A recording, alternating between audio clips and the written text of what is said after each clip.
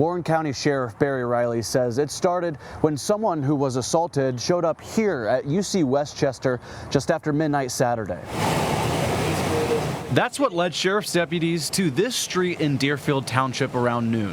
Never seen anything like this, not even close. Neighbors like David Fritz say it's usually a quiet neighborhood. But Saturday, it was the site of an hours-long standoff. My daughter and her boyfriend, we were all in the front window. My window's easy to see a lot of what's going on. Absolutely terrified, ducked down, holding the dogs down, you know. It wasn't just scary for neighbors nearby. It also caused panic to people in multiple surrounding counties.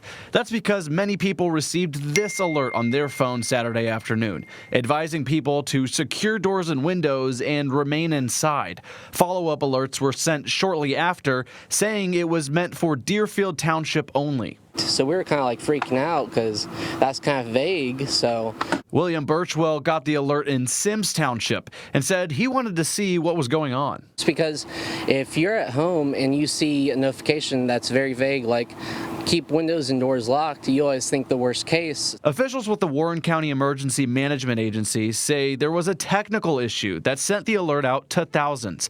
They say they're working it out with the state. Right now, preliminary reports are it was a computer glitch that caused this, not human error. Sheriff Riley says after several hours, they were able to take 32-year-old Denzel Pouncey into custody.